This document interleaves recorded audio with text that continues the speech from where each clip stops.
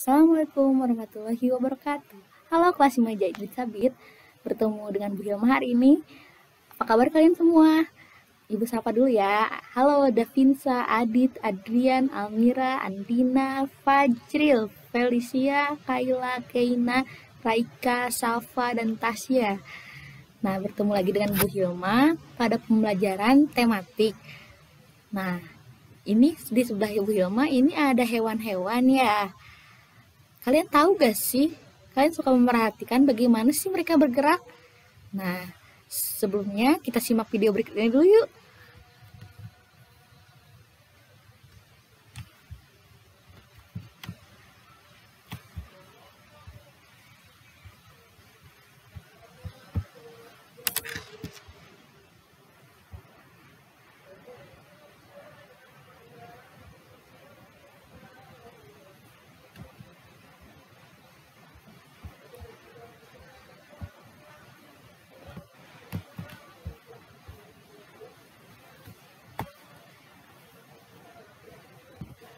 Nah, dari video tersebut, Bu Hilma potong aja ya. Kalian tahu kan cerita tentang kelinci dan kura-kura?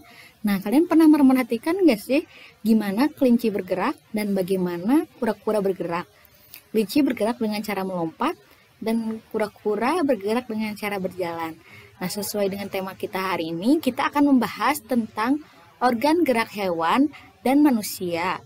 Dengan subtema satunya itu adalah organ gerak hewan. Nah, pembelajaran pertama kita, Ibu akan membahas tentang apa sih organ gerak itu. Nah, organ gerak itu terdiri dari otot. Nah, ini otot ya. Otot ini sebagai alat gerak aktif. Kenapa disebut gerak aktif? Karena otot ini memiliki senyawa di mana dapat membuat otot itu bergerak. Lalu ada tulang. Nah, tulang itu disebut sebagai alat gerak pasif. Kenapa sih disebut gerak pasif? Karena tulang tidak bisa bergerak tanpa adanya otot yang menggerakkan. Tapi kenapa disebut alat gerak? Karena tanpa tulang, tubuh kita tidak akan kokoh. Nah, ini adalah contoh dari tulang manusia. Lalu dan yang belah sini itu adalah contoh otot pada manusia.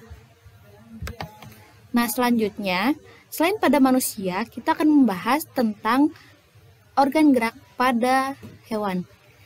Nah, seperti pada gambar yang di kanan ini ada katak. Bagaimana sih katak bergerak? Lalu ada kupu-kupu, kuda, ular, siput, ikan, dan burung.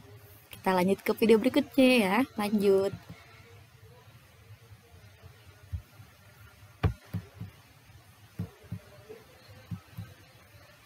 Nah, kalian sudah baca tentang organ gerak hewan dan manusia di modul belum?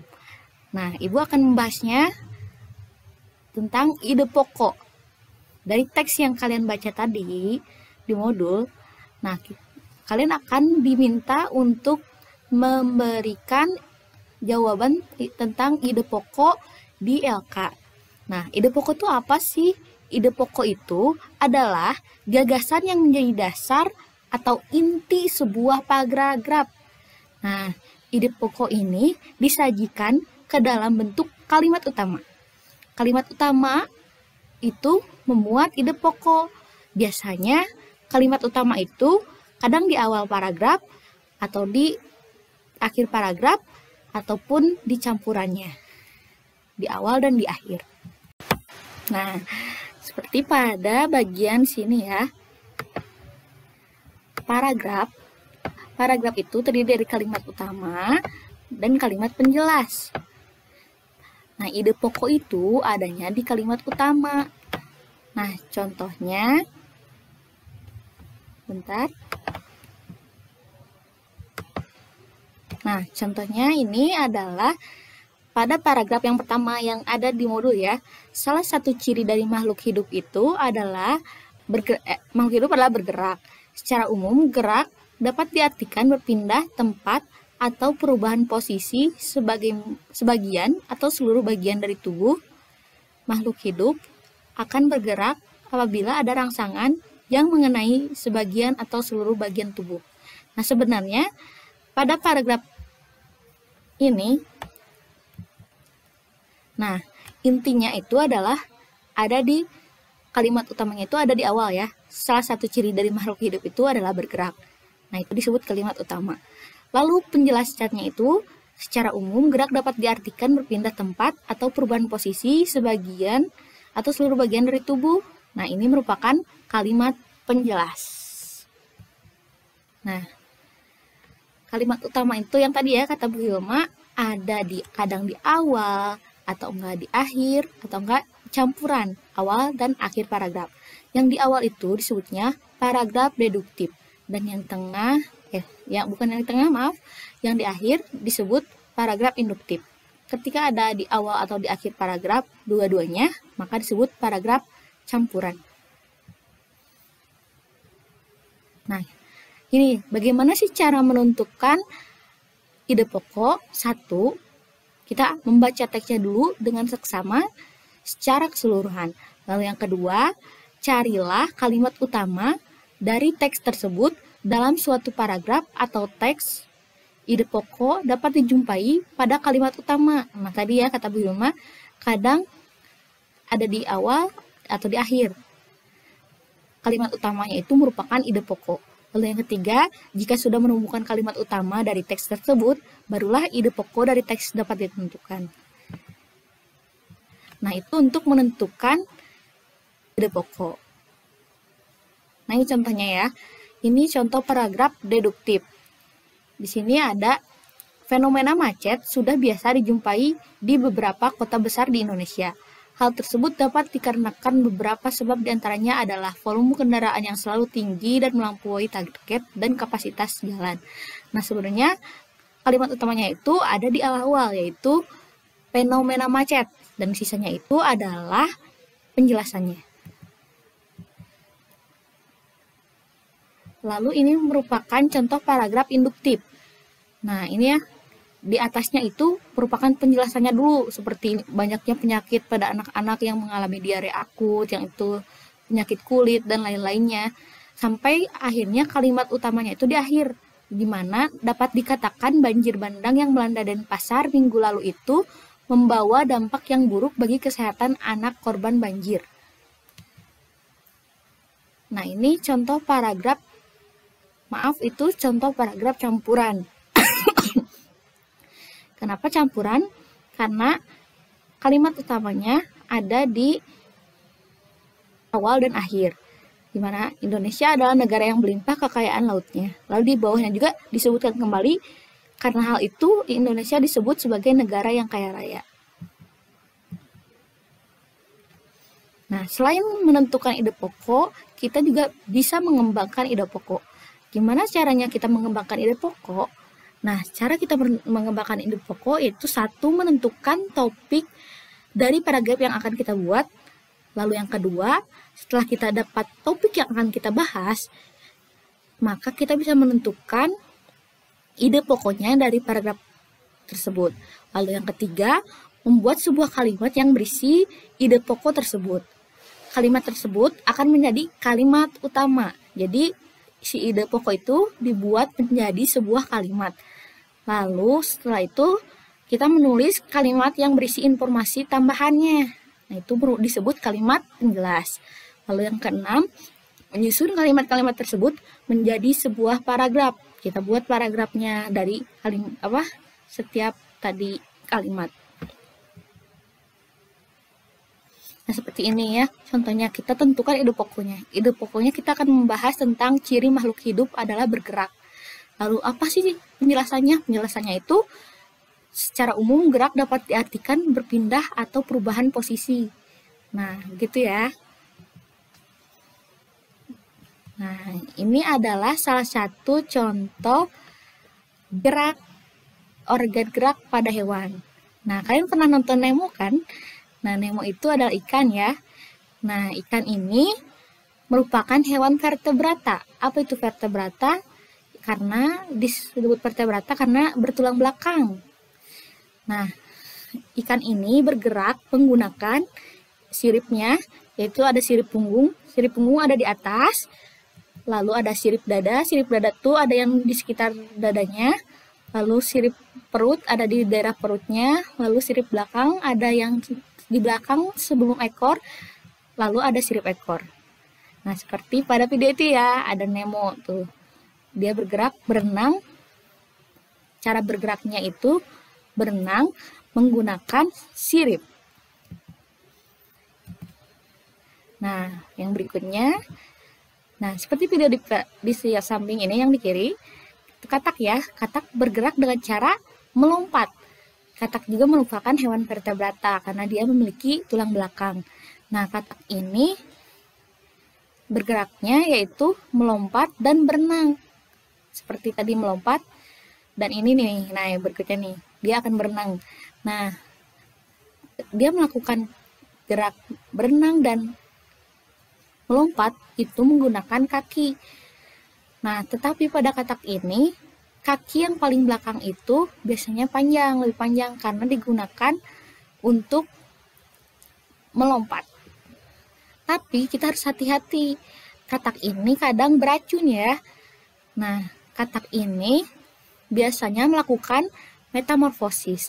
Apa sih metamorfosis? Metamorfosis itu proses perubahan bentuk ya.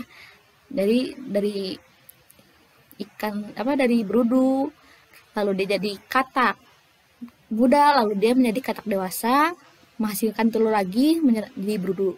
Nah, ini contohnya dari katak yang berenang ya. Wah, ini belum nih. Dia belum loncat. Tuh, karena dia harus bisa hidup di air dan di darat, dia tuh pada kakinya ada selaput. Karena untuk berenang, makanya orang-orang yang menyelam biasanya menggunakan kaki katak, karena katak itu memiliki selaput. Nah, ini kaki depannya dan itu kaki belakangnya. Nah, selanjutnya ada ular. Nah, seperti pada video yang di samping, ular itu bergeraknya menggunakan otot perutnya dan ekornya sebagai penunjang. Nah, ular ini termasuk hewan vertebrata juga.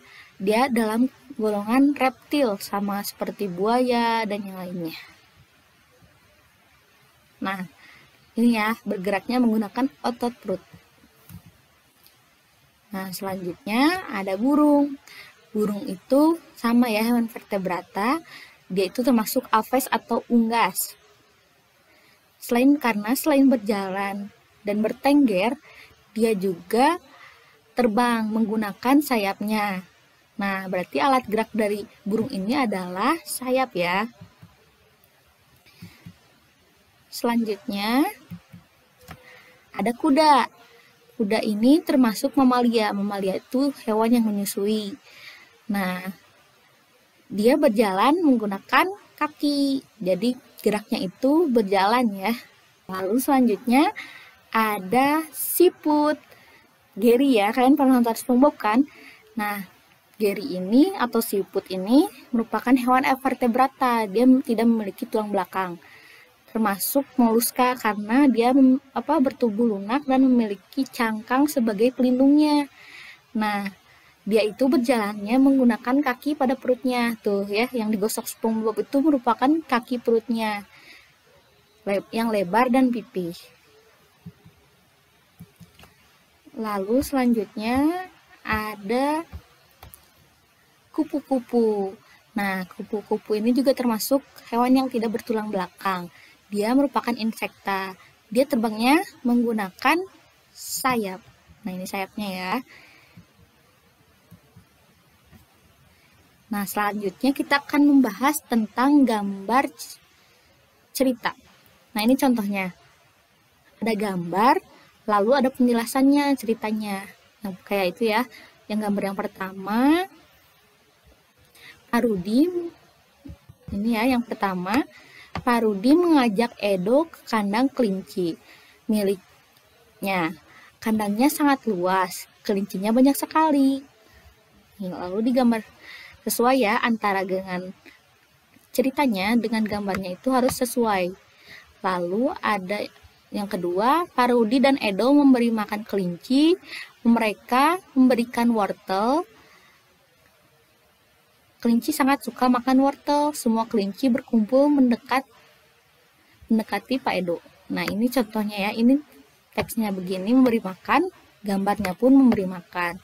Lalu berikutnya, Edo senang sekali tertawa kegirangan melihat tingkah lucu kelinci di kandang kelinci milik Parudi. Nih, ini kan dia merasa kegirangan, maka gambarnya juga harus kegirangan melihat kelinci. Nah, lalu berikutnya, semakin lama diamati, tingkah lucu kelinci semakin menggemaskan. Edo pun ikut berlarian mengejar kelinci. Sesekali Edo menirukan gerakan lucu kelinci melompat, berlari, berdiri dengan dua kaki. Nah, karena di sini ceritanya Edo menirukan gerak kelinci, maka di sini gambarnya juga ada kelinci, lalu ada Edo yang menirukan kelinci. Itu gambar cerita ya. Antara cerita dengan gambarnya itu harus sesuai.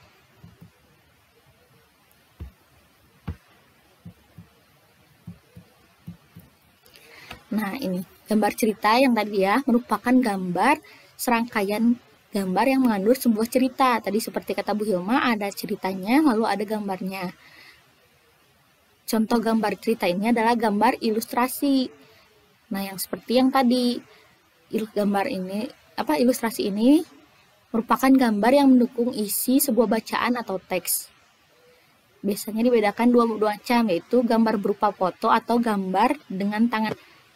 Nah, penggunaannya itu disesuaikan dengan kebutuhan dari isi teks. Tadi seperti kata Bu Hilma, antara gambar dan teks harus sesuai. Lalu tujuannya ini, kenapa harus ada gambar ilustrasi? Itu untuk memperjelas, memperindah, dan menerangkan isi atau informasi dari sebuah bacaan. Nah, ini contoh gambar ilustrasi dengan foto, dan yang di kanannya ini ilustrasi dengan gambar tangan. Nah, gimana sih cara membuat gambar ilustrasi? Seperti pada di LK, kalian disuruh membuat gambar ilustrasi. Nah, yang pertama itu kalian harus menentukan temanya. Kalian akan membicarakan apa? Lalu, buat sketsanya menggunakan pensil. Lalu, warnai. Jangan lupa antara cerita dengan gambar itu harus sesuai. Nah, gambar cerita itu, gambar ada berbagai macam, yaitu ada yang realis. Realis ini merupakan gambar sesuai dengan keadaan aslinya, tanpa perubahan yang lainnya. Lalu ada duanya, itu karikatur. Kalau karikatur ini biasanya mengandung lelucuan atau aneh, karena biasanya gambarnya itu ada yang dilebih-lebihkan, seperti gambar contoh yang di sini ya, kepalanya itu besar. Jadi karikatur itu biasanya ada yang dilebihkan objeknya itu. Lalu ada gambar kartun. Kartun ini biasanya bersifat humor ya. Kartun ini bisa tokohnya hewan ataupun manusia. Lalu gambar dekoratif, gambar yang disajikan dengan mengubah objeknya itu namun tanpa menghilangkan ciri khasnya. Kayak ini gambar gajah, tapi warnanya itu didekorasikan. Nah, sekian pertemuan kita hari ini. Tadi kita sudah membahas tentang ide pokok, gambar cerita, dan organ gerak pada hewan. Jadi ide pokok itu apa? Ide pokok itu biasanya ada di kalimat utama ya. Ingat, kalimat utama itu ada kadang di awal, di akhir, ataupun di awal dan di akhir. Lalu yang kedua, kita membahas tentang organ gerak pada hewan. Tadi seperti ada yang hewan vertebrata dan avertebrata. Vertebrata itu yang bertulang belakang, avertebrata yang tidak memiliki tulang belakang. Nah, yang vertebrata tadi kita bahas tentang ikan yang berenang menggunakan sirip. Lalu yang kedua kita bahas katak yang bergerak secara melompat menggunakan kakinya. Lalu ketika kita membahas tentang ular yang berjalan dengan otot perutnya. Lalu yang keempat kita membahas tentang apa tadi? burung bergerak dengan sayap, terbang. Lalu yang kelima kita bahas kuda yang bergerak menggunakan kakinya. Kita bahas yang avertebratanya itu adalah siput yang bergerak dengan kaki perutnya. Lalu ada